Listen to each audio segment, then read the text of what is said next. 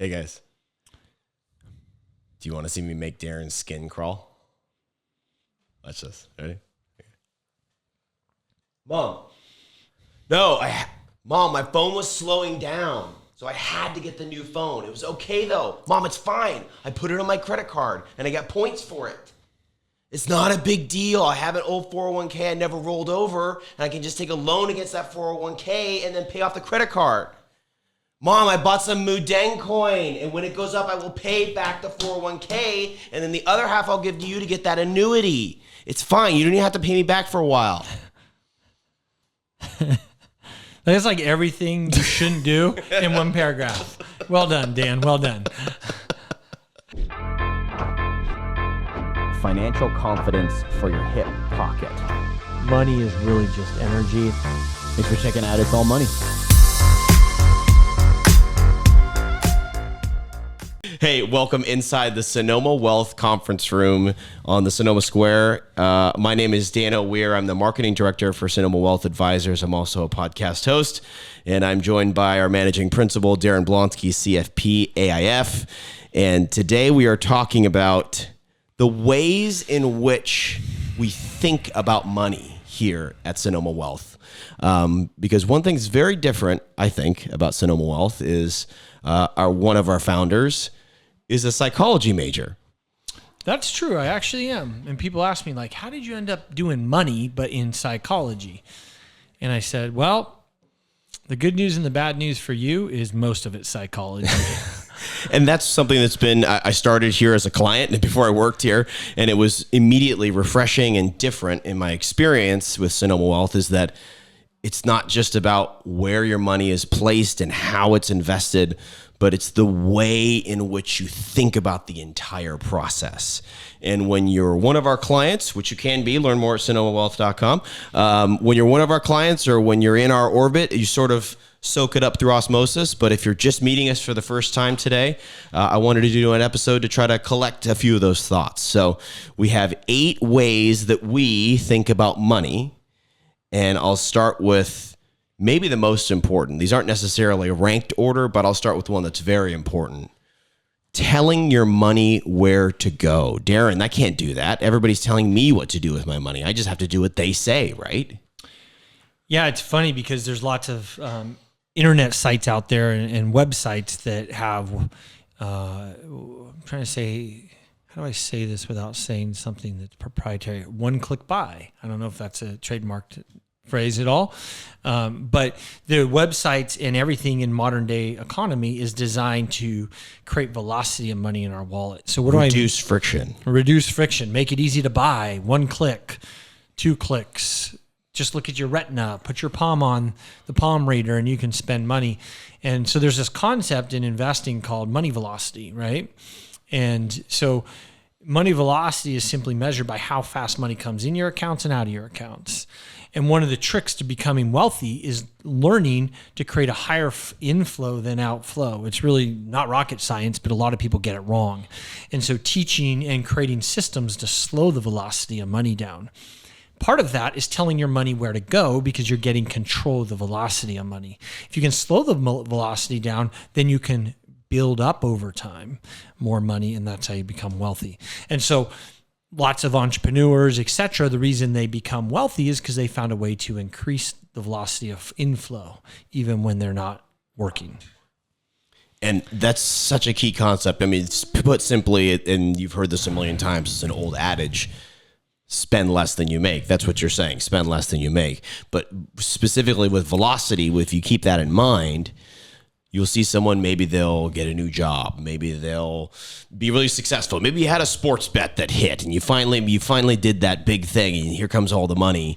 And all of a sudden it's like, great, here comes all the spending. And it's like you really haven't moved the needle at all when it comes to your wealth building. And what you're advocating for is saying, let's slow it down. Let's put systems in place and I'm in charge of what's happening here. I'm not just a pawn in what has happened to me. Yeah, we have this concept that often we run into people who are very wealthy and they look wealthy because they're driving the Lamborghini or they're staying at really fancy hotels and their jewelry is beautiful, whatever they use to demonstrate their wealth. a huge portion of those people are just broke at a higher level. They just have more money coming in and more money going out. Most of these social media influencers you see on whatever social media, and they try to look rich, they're not rich. They're the money flowing in and out so fast. Right. And so the problem is when I say save more than you spend, that's not dealing with the root. The root issue is velocity. And the issue is that that person hasn't learned to control their money and tell it where to go and slowed the velocity. Then you will spend less than you make. Yeah, and I think that's the key word there, control. Stepping into a role of control with yourself and with your money and saying, I'm going to make decisions. Decisions aren't going to happen to me. There are things that maybe are foisted upon you. There are things that happen in life we all have to deal with. But at the end of the day, even if it's something you don't like, or even if something you feel, quote, forced to do, you're still deciding, no, I'm going to allow that to happen, right? It's that level of presence, I think, that is just a little shift that I think can help maybe get you out from under the thumb feeling. Well, and the marketeers, as you call them, of the economy, they learn to teach us to, they've developed systems and processes to move our money fast. And so now more than any other period in history, you have to be on guard not to spend money. I mean, think about it. My dad used to write out his checks every month. And just the religious process of writing the checks out every month. You mean balancing the checkbook? Balancing the checkbook, for those who don't know what that means, is actually when you try to make sure what's going out equals what's in the bank account. But if you balance your checkbook, and there was like a religious thing he had to it, and he was a really good saver. And I've thought a lot about that because I'm like, Dad, I don't balance my checkbook anymore. Like, you don't have to waste an hour a month doing that, right? And he's like, no, I do this because it's important. And he would balance it all out. But what that was doing for him was slowing his velocity, right? And watching each of those dollars go out of his bank account, he was able to control that. Nowadays, all our phones, everything's just one-click wonder. And it just, it's gone. And so it's very, very difficult to fight back the marketeers and control how you spend money. And so one way we like to think about it is get control of your money, slow the velocity of your money. That's going to change your long-term wealth trajectory. Talking about 8 ways that we at Sonoma Wealth think about money. On to the next one, which is understanding trade-offs. And this one was a really hard thing for me because especially as you're coming into your own, you're making your way into your 20s, maybe you get your first job, you kind of want it all. And, there are a few people in the world who can have it all. Congratulations. We wish you well. Not most people can't have it all. And so what are the trade-offs and when it comes to your finances, how have you helped coach people to understand what trade-offs are all about? Right before we were filming this, I was talking to a client and I said, if you're not careful, wealth is a curse. And it really is that. Some of the most miserable people I know are people who just inherited or won a bunch of money and they lose that drive of self-actualization. We all think like, heck, if I won $1 million, that'd be great. I'm happy. It's not true, right? You just get broke at a higher level and then your relationships change around money with everyone in your life. And it can really be a curse. So you've got to be really thoughtful about it in order to not destroy your life, because it will destroy your life and your family's life. And how that relates to this understanding trade-offs is money itself has a trade-off, right? And having money is a trade-off. And what we try to do is help clients think about money in terms of not good and bad, but in terms of trade-offs. I could do this, and then this is the impact. I could do that, and this is the impact. And that's when it comes to investments. Like we look at risk for reward, right? If you're not willing to take the risk, you can't assume the reward that will come with it. If you want more volatility in your portfolio, then you should expect more return over time. If you want less volatility, you have to be okay with the trade-off of less potential return. And if we can understand in trade-offs, then I think we get out of that good. If we can understand money in terms of trade-offs, we get out of that thinking of things are bad or good, which then often leads us to make a judgmental bad decision. And I think it's such an important concept to wrap your brain around because on this podcast, our podcast, It's All Money, one of our most successful episodes was one of our first episodes, which was an episode I did with Chris, which at the time, money markets and CDs were paying 5%. As we record this today in January 2024, no longer the case. But the headline said, should I put everything in a 5% money market? And it got a ton of views.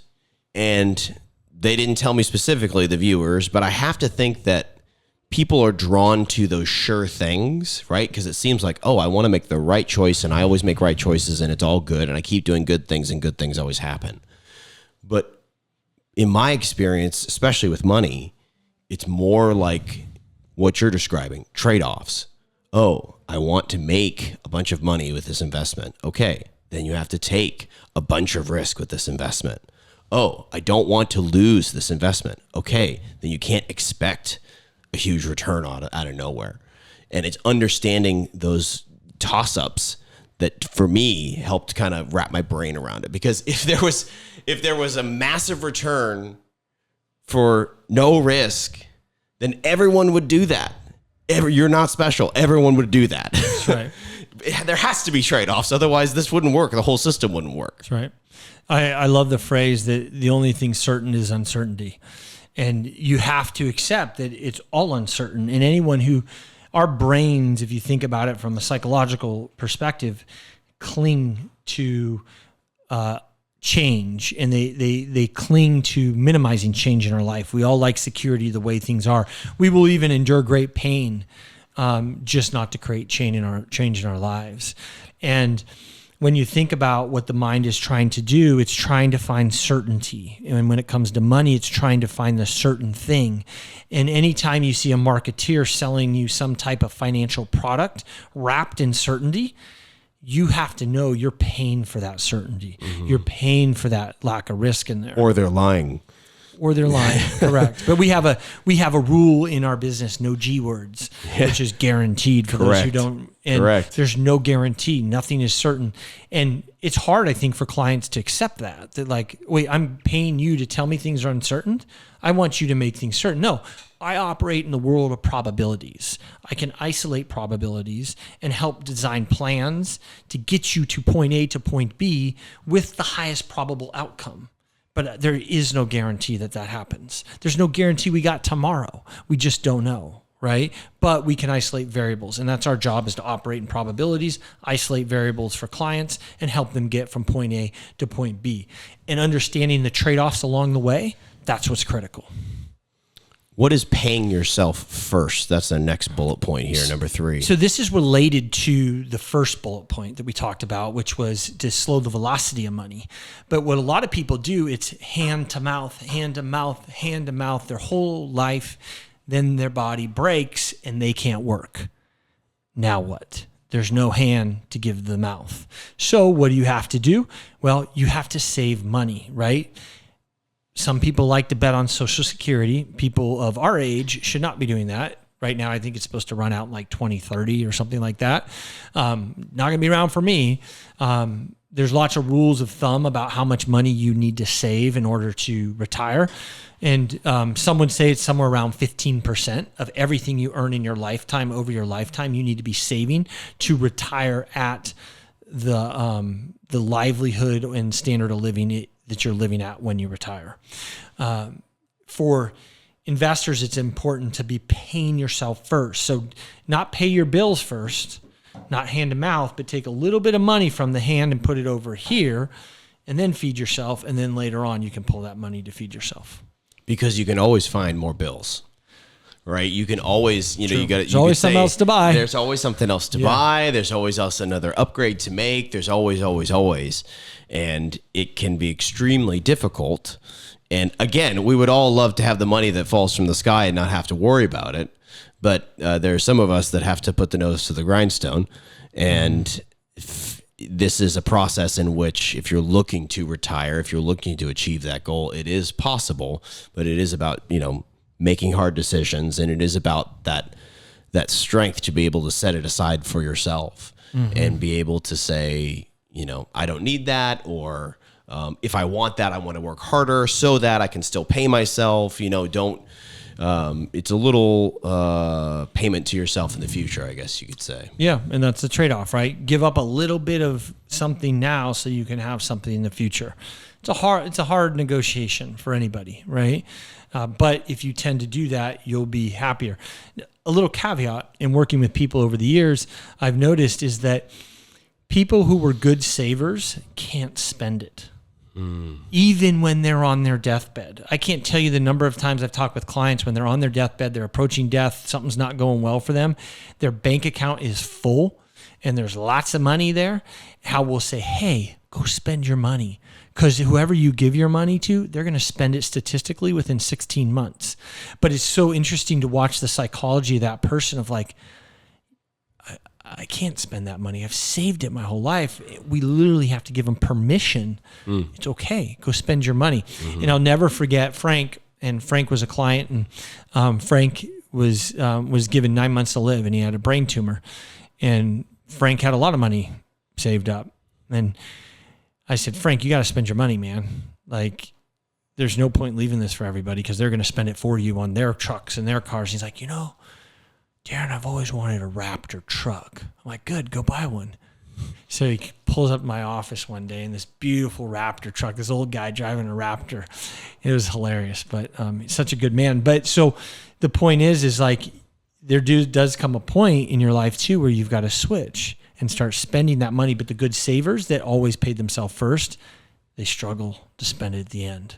So have a plan in place. And so the other thing I tell clients all the time is take that money and go create memories.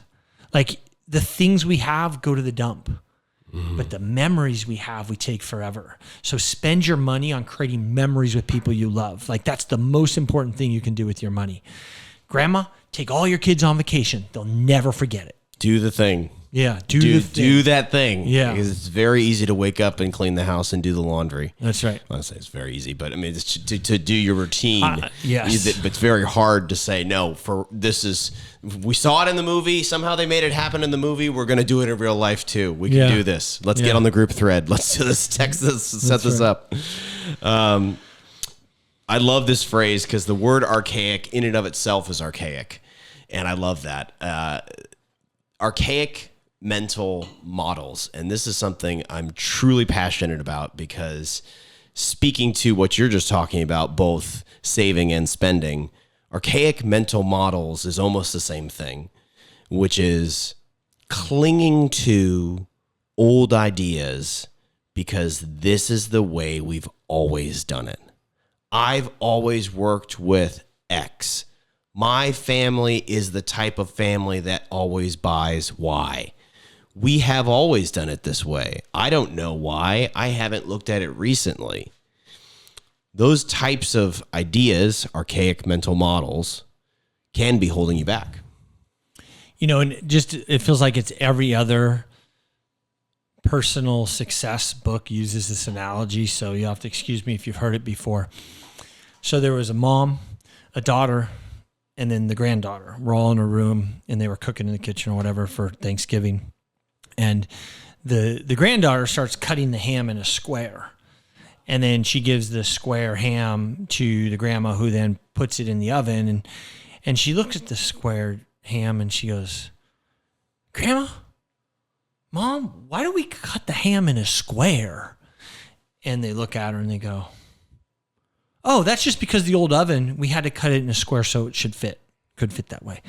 And this is so true about how often we do all this investing in our lives, in our financial lives. We learn these old mental models, these ways of doing things. They're absolutely wrong, right? That's why I love that book, Rich Dad, Poor Dad, right? There's parts about it I don't like, but for generally I like it. Like there's right ways to learn, wrong ways to learn. There's bad habits that we all get and good habits that we all get. And we can be grateful for those lessons from wherever we got them. But at the end of the day, we always have to be adjusting our mental models. One, two, that we commonly see, less so in the last 5 years, but clients would come in and they'd have these stock certificates and they'd be like, oh, I got my Coca-Cola stock certificates. And my late husband, he said never to sell Coca-Cola. And done. Okay. Don't have to think about that ever again.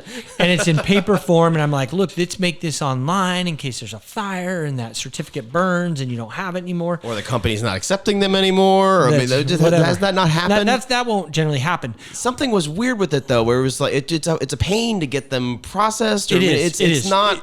it's not liquid. It's very Rose, difficult. Who's worked with me for 12 years, she will, when she gets a stock certificate now, she like rolls her eyes in the back of her head. 'Cause you have to get this thing called a medallion stamp guarantee to process it, that it is the person who says it is. It's really annoying. But yeah, it's not a good idea to hold a stock certificate. We had one client come in once and she's like, my dad left me this stock certificate, and hands it over. And I'm just like, 500,000 shares of like, I don't know, it was a ton of shares of this real estate company in New York. And I looked it up. I'm like, wow, this could be worth a ton of money. And I looked it up. And at the time this company went bankrupt, that stock certificate was worth $500,000. And the company went bankrupt. And I'm like, you can start the barbecue this weekend with it. So what happens is, in this case, Dad had bought the stock certificate. It sat in his closet for 1,800 years. And now she had it and she was trying to do something with it. But the old mental model was get the stock certificate, never sell it, don't do anything with it. Hide it in the dresser. That's right. Yeah. Which doesn't make sense anymore with the technology. And you need to always evaluate your positions and decide if they make sense to continue to own, even if Grandpa told you don't ever sell Coca-Cola. And key on that last part, decide if it makes sense to own. So the flip side of this is, don't presume that everything that you inherited or everything that's old stinks and we need to burn it all to the ground. We have to do it the opposite. You don't necessarily have to do it the opposite, but just look at it. Yeah. Look at it again, fresh set of eyes, talk to a professional, whoever, whatever it is, whether it's how you operate, what you own, how just look at it again and say, am I good with this? And see if there's anything new you want to add. If you want to make a change, make a change. If you don't, that's fine. But at least look at it. Yeah. We're talking about 8 ways that we think about money here at Sonoma Wealth Advisors. You can learn more about us, by the way, at sonomawealth.com. Take our free wealth analysis. This one is one that I'm particularly passionate about as well. And I know you have a history with it. Debt is not an asset class. Yeah, I was fortunate early on. So when I was 14, I had my first job and I started mowing lawns and pulling weeds and all that jazz. And so I'd turn on this radio station. I think it wasn't KSRO 810 AM. KGO 810 AM. And KSRO is 1350. Duh. Okay, so Well, and I station. heard this guy named Dave Ramsey, Yes, right? And yes. Dave Ramsey would be like, no debt, and preach it over and over. And I just heard this as a kid over and over. And then my dad was a really great example of not spending and putting stuff on debt. Like he had an aversion to spending money. And I learned through that the importance of not using debt on sinking assets. So we have to be careful here because debt can be a really powerful tool to leverage up and to be successful. It's not, you shouldn't never leverage. There are situations where levering can make sense, but if you use debt to buy a sinking asset, what is a sinking asset? A sinking asset is statistically will be worth less tomorrow than it is today, like a car. A house could be considered an investment. It's not necessarily a sinking asset unless you just trash the thing. Baseball cards could be worth more, but could also be considered a sinking asset. So it's a little bit gray, but generally debt isn't an asset class. So claiming I just have 30,000 on my credit card and that's how I live, like you need to adjust. But I have 100,000 in the bank because it makes you feel good. That's right. Yeah. Right. Yeah. Get rid of 1. Yeah. Well, and You already only have 70. Get rid of it. People make the mistake thinking that if I have 30,000 credit card debt and 100,000 in the bank, well, at least I got my 100,000. But meanwhile, they're paying 29% on that 30,000. You don't have 100,000. Right. If you owe 30 and you have 100, unless you're planning on trying to go through bankruptcy court or something, which wouldn't work with 100. Yeah. You don't have it. That's the thing is that it's not the number is literally a negative on your balance sheet. That's right. And if, maybe it helps your credit score, which only helps your ability to just borrow more and have that negative become a bigger number. And so there are different schools of thought on this. I do want to say this. There is the crowd out there that are borrowing people. And as you said, in some scenarios, it can make sense. But certainly, racking up debt and then rolling that debt not only into a sinking asset, but maybe a potentially risky asset can really cause problems. So, you're not borrowing $100,000 on the house to put it on a sports bet or something that is potentially going to blow you up, which is how some people think. Yeah. So the sixth one we were talking about, Dan, is getting organized, right? And the power of getting organized. And I can't tell you how often I have run across clients over the years when they come to us, they've got an IRA here and a trust here and this over here and that over here. And one of the first questions I ask them when they bring those statements into us to have us give them a second opinion is I said, what are you paying in fees? No clue. No clue. And what they think they're paying, they're not.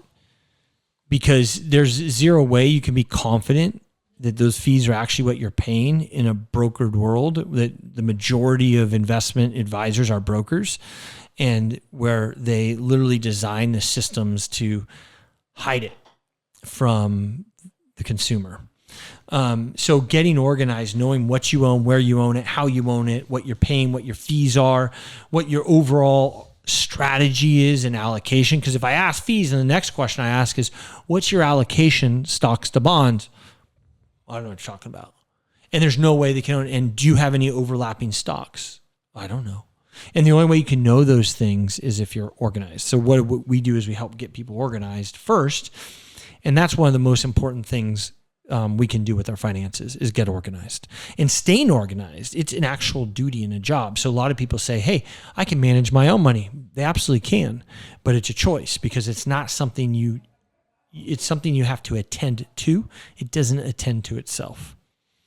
And we try to, on this show and at the firm, try to provide information and education for people all across the spectrum. High net worth, somebody just getting started. If you're just getting started, this is the simplest one you can do. Know where it all is, even if it's not a large number. It sounds so dumb, but my checking account is here. My Roth is here. My 401k from work is here. I know the balance of this, and this off the top of my head because I've checked it in the last week. I know all the passwords. I have the right phone number on there. This is seeming like total baseline, and yet as you start to multiply and get more and more and more and more, you start to miss pieces of that puzzle, and then it ends up causing problems. And then you forget about, oh, that's that 401k that's over there, and then this one's over there, and then I didn't roll that. I don't have the time to keep it super, super organized. And if you start organized, you can stay organized. And if you're unorganized, start working with a professional. Start someone in your family, somebody, say, help me figure this out, because it can pay benefits to your wealth building. I don't. You've got kids, Dan, so you know the state of a toy room at some times, right? You don't want to see mine. Our whole downstairs. People come Is to our it toy house. room? It's toy room. Okay. It's toy room. It was organized, but it's a toy room. So you walk into the toy room and you're like, oh, I got to clean up this mess. And it is absolutely nauseating. Like there's just crap everywhere. And kids are amazing. I love my kids to death.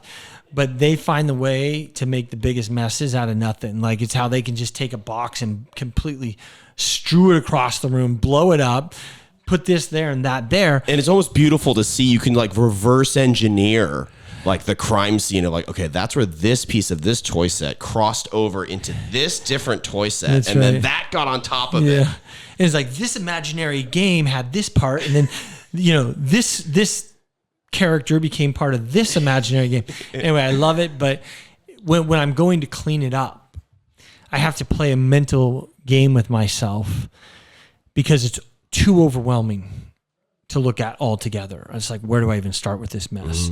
And I just find a corner of the room and say, I'm just going to do this corner. And then I'm going to do this corner and this corner. And that's what you have to do with finances too. What's one thing you can do today to clean up your room when it comes to finances? Just one thing. Maybe it's get that old IRA moved over, or old IRA moved to the new IRA, get the 401k into the IRA. Maybe it's just check your balances in your bank that day. Whatever it is, just do one thing a day and start in the corner. and work from there. Because what we know psychologically is that momentum leads to momentum. And the most important thing you can do, whether it's saving money, getting organized, is just start. There's no perfect time. $1 today, $2 tomorrow, $3 the day after. That adds up over time. I'm so glad you brought up kids too. Just one more thing on this point, which is that as you start to practice some of these habits, as you maybe start to either start with your wealth building journey, start cleaning things up, your kids are going to start noticing. And these are things you can pass along to your kids. And specifically with this organization point, my kids get, money for Christmas. They get money for a birthday, a little bit of cash. And it was strewn all over the place. And I got them both wallets. And I said, this is my mistake. I should have gotten you wallets. And we're going to take all this cash. We're going to arrange it all in the same way. And we're going to put it in numerical order. And you're going to know how much is in here. And this has nothing to do with actually arranging your money, because it doesn't particularly matter. It has everything to do with the idea of I'm organized with my money, no matter the value, no matter the total. And starting that at an early age. Yeah, I think starting at an early age is so important. One of the things I do with my kids is when they get some money, I say, okay, what stock are you going to buy? To them, and then be like, oh, I'm going to buy this stock. And I was so proud. I had a dad moment last week because my daughter was babysitting some cats, and she got like $80 for babysitting the cats. Wow. That's pretty good, right? Yeah.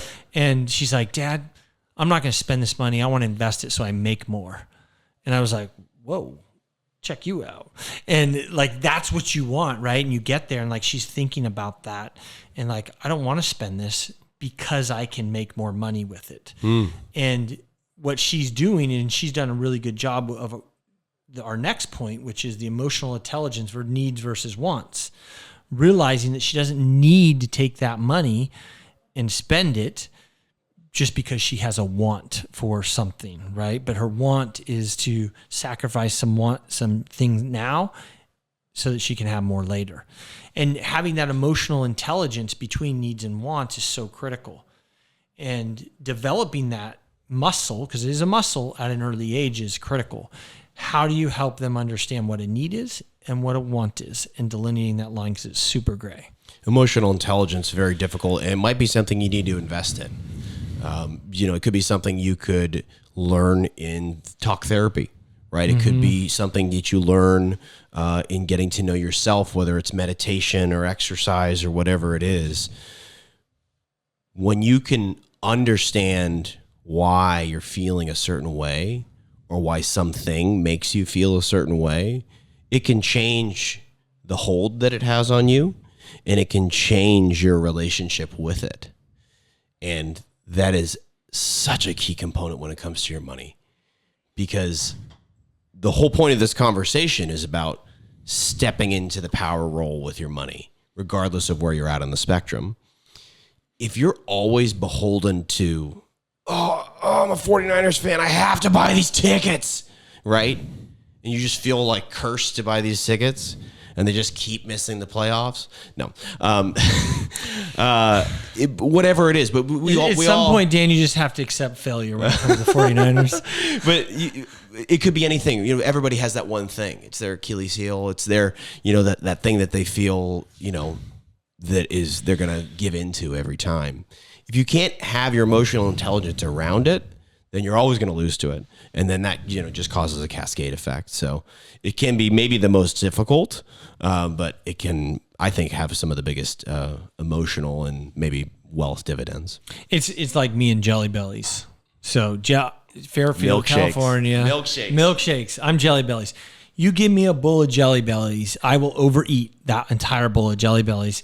And what I've learned over time is I just don't buy Jelly Bellies, because I can't control myself. There's something about the different tastes that just like, I want more of them. And so what helps me in the needs versus wants area is you have to set up rails for yourself, right? Like these, and that's why like budgeting works, telling your money where to go works, but being really clear so that you don't put yourself in a situation to want a lot of things is really helpful to figuring that out. The same is true with like a dieting, right? Like, it's overwhelming to think that I'm going to go from where I am physically now to here.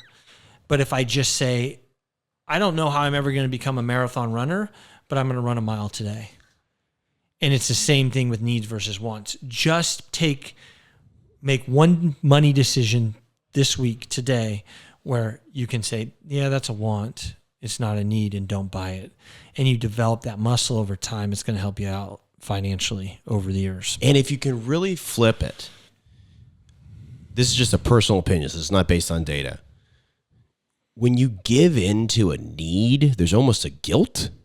A want. When you give into a want, there's a guilt. When you give into a want, sorry, thank you. Yeah. When you give into a want, there's almost a guilt.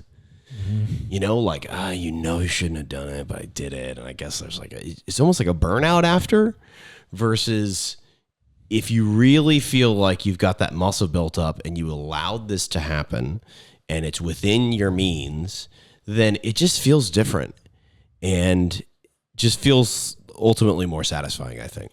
You know, it's funny. A little bit ago, I was just parking my car, and I parked next to this other car, and this other car was a Mercedes Benz, and it was probably a, early 2000s Mercedes Benz. And when this individual, and I don't know the guy who drives it, but I've seen him, and when he bought this car, he bought this car, and he was like, dude, I made it in life. Like, this is my car. This is so cool. And now the thing would probably sell for less than $10,000, right? It's an older car.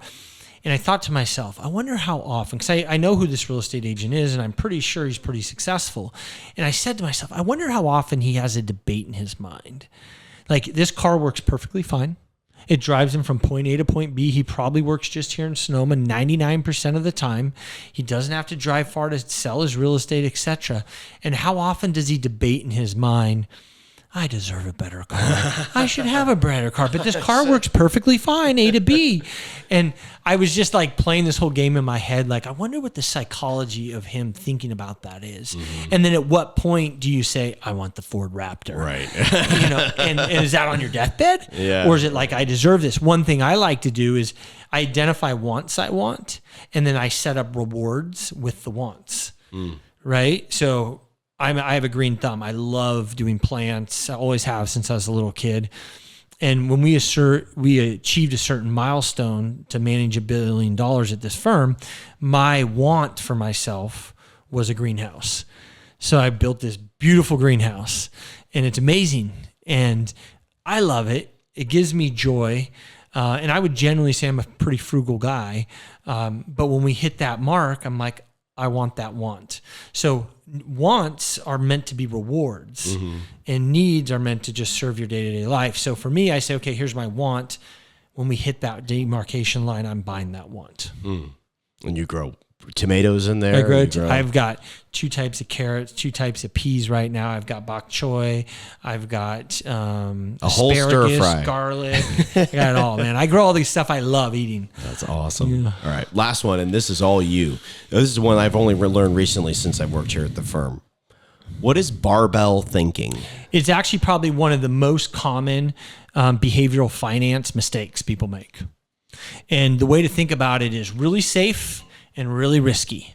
And so you've got 2 different. And so you've got your really risky stuff and your really safe stuff. And a thin line between. That's right, which means there's nothing there. So you have a barbell. And we see this happen a lot where clients will be like, I've got my money in cash in the bank and put it all on NVIDIA.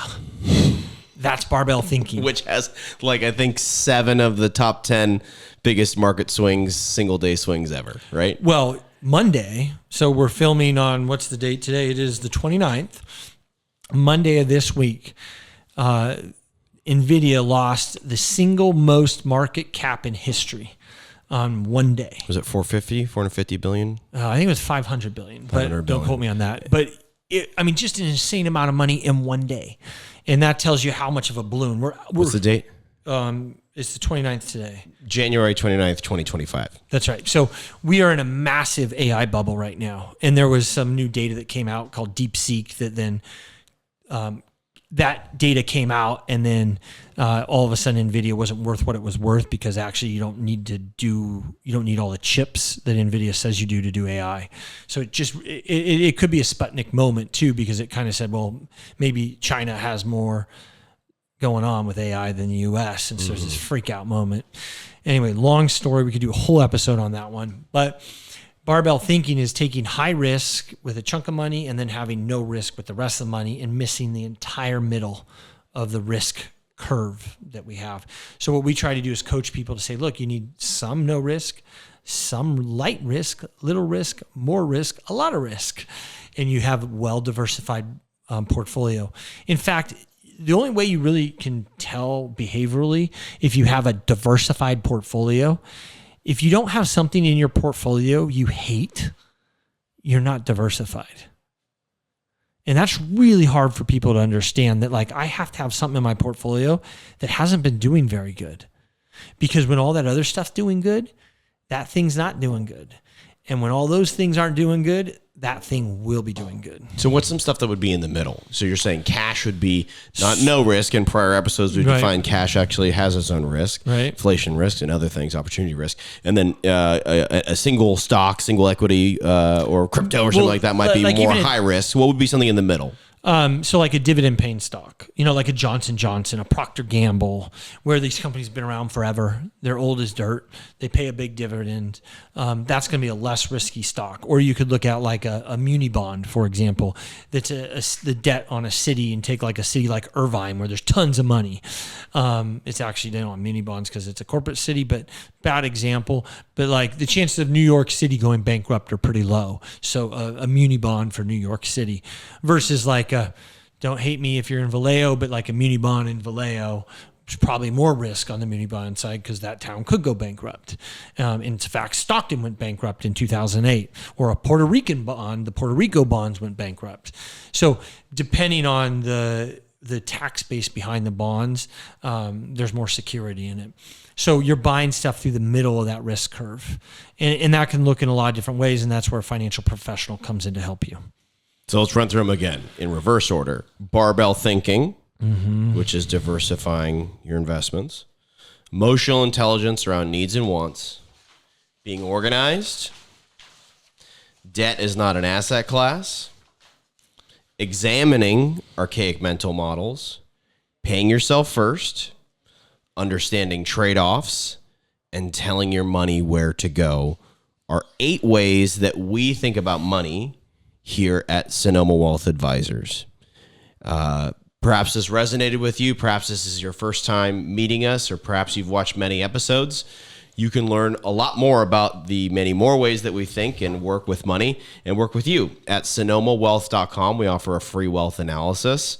And why is this important? Why does this matter? I mean, for someone who's starting at zero, right, as they listen to us and say these things, there's can people do these things for real? So there's 2 pieces of advice I would give you overall, and that is, 1, just start. It's never going to be the right time. Just start making incremental improvements. And then secondly, giving yourself grace. Like, you're going to screw up. You're not going to do it right. You're not going to do it perfect. What's more important is the momentum of the trajectory, in that you're moving in the right direction and how often you're working in these things. If you do that and stay consistent, you will come out on the other end and you will be successful with your money. SonomaWealth.com. Thanks for checking out It's All Money. This content was produced by Fermata Advisors, LLC, an SEC-registered investment advisor. DBA, Sonoma Wealth Advisors. The opinions expressed by Fermata Advisors, LLC on this show are their own. All statements and opinions expressed are based upon information considered reliable, although it should not be relied upon as such. Any statements or opinions are subject to change without notice.